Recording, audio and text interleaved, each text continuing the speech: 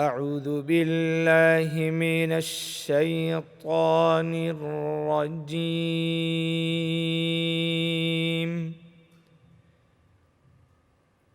بسم الله الرحمن الرحيم.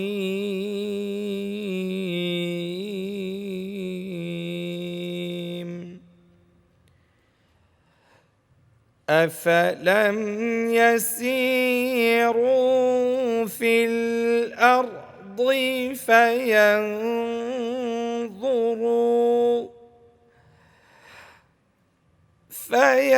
فينظروا كيف كان عاقبة الذين من قبلهم. دمر الله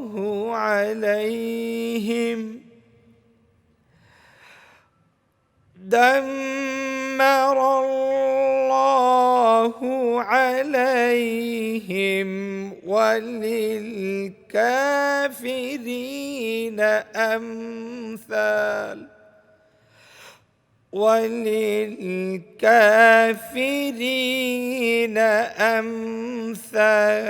أمثالها. ذلك بأن الله مولى الذين آمنوا وأن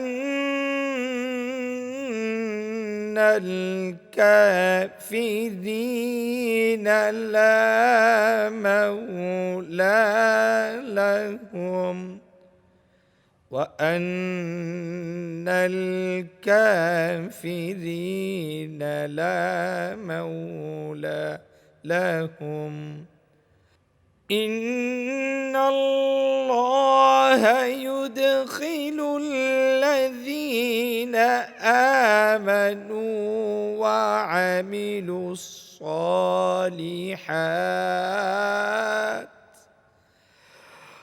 وعملوا الصالحات جنات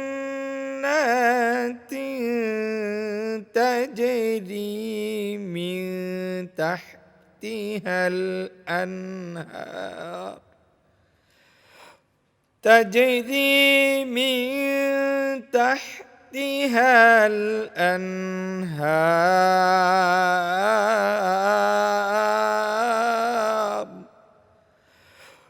والذين كفروا يتمتعون ويأكلون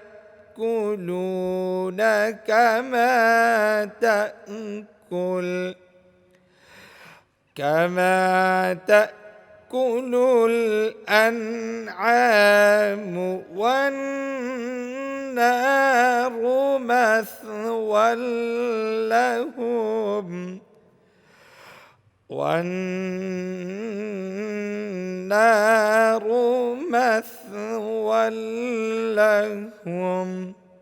صدقت يا أصدق القائلين.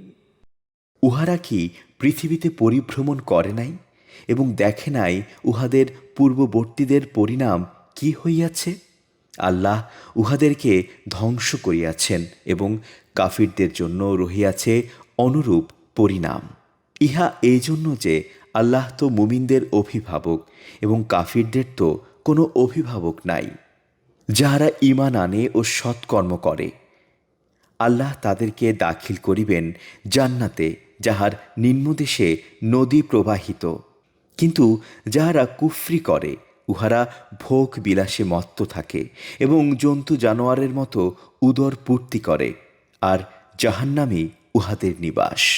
সূরা মুহাম্মদ আয়াত 10-12। এই আয়াতের ব্যাখ্যা করতে গিয়ে তাফসিরে ইবনে কাসিরের মধ্যে আল্লামা ইমাম ইবনে কাসির রহমতুল্লাহি আলাই, তাফসিরে কুরতুবির মধ্যে ইমাম কুরতুবি রহমতুল্লাহি আলাই লম্বা বিশ্লেষণ করেছেন। একটি রেওয়ায়েত এনেছেন যা বুখারী শরীফের মধ্যে রয়েছে, সহিহুল বুখারীর 4043 নম্বর হাদিস। হজরতে বারা রাদিয়াল্লাহু তাআলা আনহু তিনি বর্ণনা করছেন, উহুদ যুদ্ধের সময় রাসূল করিম সাল্লাল্লাহু আলাইহি ওয়াসাল্লাম হজরতে আবদুল্লাহ ইবনে জুবাইর রাদিয়াল্লাহু তাআলা আনহুকে উহুদের ময়দানে একটি গিরিপথে কিছু সৈন্যদেরকে নিয়ে দাঁড় করিয়ে দিয়েছেন। বললেন, মুসলমানদের জয়ী হলেও তোমরা এই স্থান ত্যাগ করবে না, মুসলমানরা পরাজিত হলেও তোমরা এই স্থান ত্যাগ করবে না। যখন যুদ্ধ শুরু হয়ে গেল, এক পর্যায়ে দেখা গেল কাফেররা পলায়ন করতেছে আর মুসলমানরা গনিমত সংগ্রহের জন্য ময়দানে লিপ্ত হয়ে গিয়েছে। এই দৃশ্য দেখে হজরত আবদুল্লাহ ইবনে জুবাইর রাদিয়াল্লাহু তাআলা আনহুর সাথে যারা ছিল তারা গনিমত নেওয়ার জন্য দৌড়াদৌড়ি করছিল। আবদুল্লাহ ইবনে জুবাইর বলছেন, রাসূল করিম নিষেধ করে দিয়েছেন এই স্থান ত্যাগ না করার জন্য। যখন কথা অমান্য করে তারাও গিয়েছিল, পরবর্তীতে কাফেররা পিছন দিকে এসে হামলা করলো। হামলা করার পর মুসলমানরা সাময়িকভাবে পরাজিত হয়েছে। তখন মক্কার কুরাইশদের সর্দার আবু সুফিয়ান একটি উঁচু জায়গার মধ্যে এসে চিৎকার করে বলতে লাগলো যে, মোহাম্মদ কোথায়? মোহাম্মদ কি বেঁচে আছে?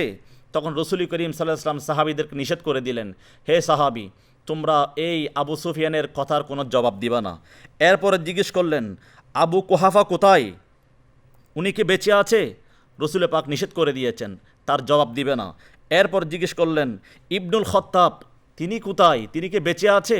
রাসূল করিম সাল্লাল্লাহু আলাইহি ওয়াসাল্লাম নিষেধ করে দিয়েছেন, তার কথার কোনো জবাব দিবে না।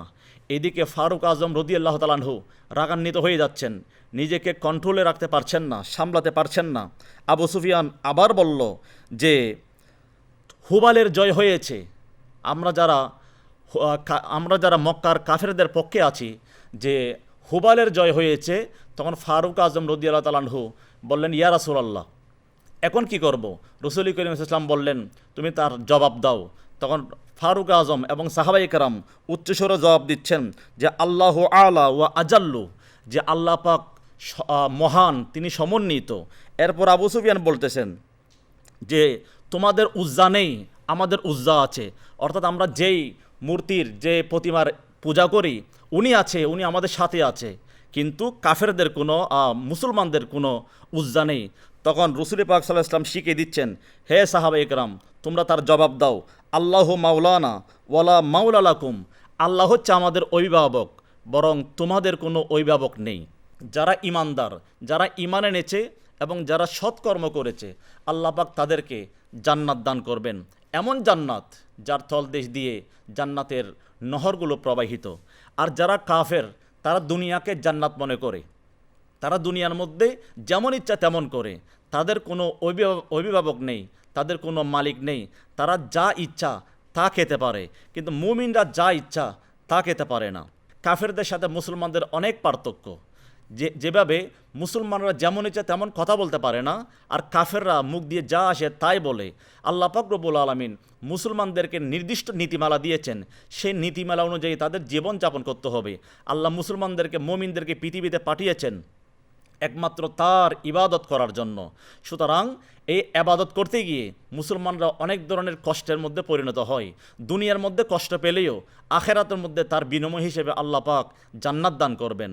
আর যারা কাফের সম্প্রদায়, তারা এই দুনিয়াকে জান্নাত হিসেবে গ্রহণ করেছে, যেমন ইচ্ছা তেমন করে, তাদের আচার আচরণ যেদিকে মন চাই সেদিকে যায়, যা মন চায় তা করে, যা বলার তা বলে, যা খাওয়ার তা খেতে পারে।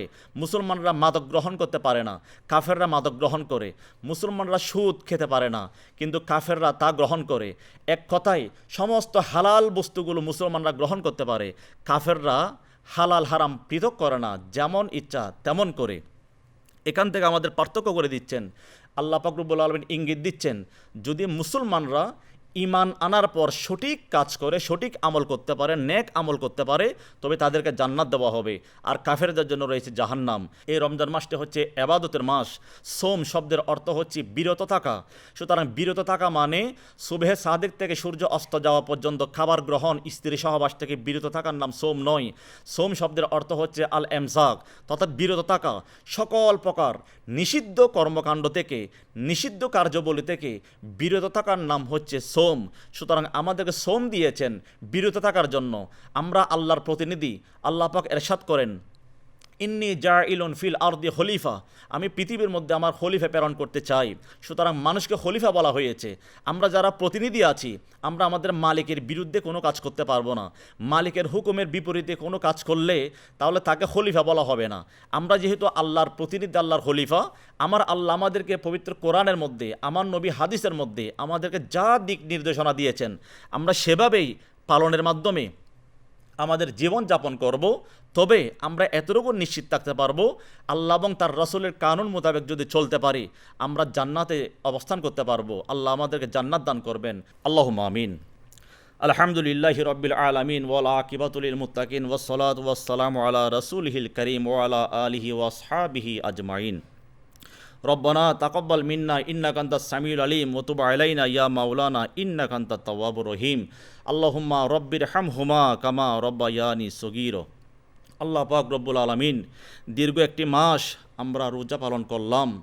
এই রোজা পালন করেছি, ইফতার আদায় করেছি, সাহারি গ্রহণ করেছি, তারাবির নামাজ আদায় করেছি। মালিকে মাওলা, আমরা যা তেলাওয়াত করলাম সকল ইবাদত আপনার দরবারে কবুল করুন। মালিকে মাওলা, আমরা যারা হাত তুলেছি আজকের এই অনুষ্ঠান, যারা দেখছেন, যারা যারা আমার সাথে হাত তুলেছে, আল্লাহ আমাদের প্রত্যেকের জিন্দেগির সমস্ত গুনাহতা মাফ করে দিন। আমাদের মধ্যে যারা অসুস্থ তাদেরকে শেফায়ে আজেলা কামেলা নসিব করুন। আল্লাহ আমাদেরকে দুনিয়াবি সকল ফিতনা ফাসাদ থেকে হেফাজত করুন। যতদিন আমাদের হায়াত থাকে, আল্লাহ এবং তার রাসূলের কানুন মোতাবেক জীবন যাপন করার সেই তৌফিক দান করুন। আগামী একটি বৎসর যেন আমরা সুস্থতার সাথে কাটাতে পারি, আগামী একটি বৎসর যেন আমরা শান্তিতে থাকতে পারি, সেই তৌফিক দান করুন। আল্লাহ আমাদের দেশের উপর খাস রহমত নাজিল করুন। আল্লাহ আমরা যাতে ঈমান, আকীদা, ইসলামকে ঠিক রেখে জিন্দেগি পার করতে পারে সেই তৌফিক দান করুন। আল্লাহ আমাদের সকল ইবাদত কবুল করুন। আল্লাহুম্মা নাব্বির কুলুবানা বিনুরে মারিফাতিকা ওয়া নাব্বির কুলুবানা বিনুরে মুহাব্বাতিকা ইয়া রাব্বাল আলামিন। আল্লাহ আমাদের অন্তরের মাকাসিদ হাসানা কবুল করুন। ওয়া সাল্লাল্লাহু তাআলা আলান নবিল করিম ওয়া আলা আলিহি ওয়া আসহাবিহি আজমাইন বিরহমাতিকা ইয়া আরহামার রাহিমিন।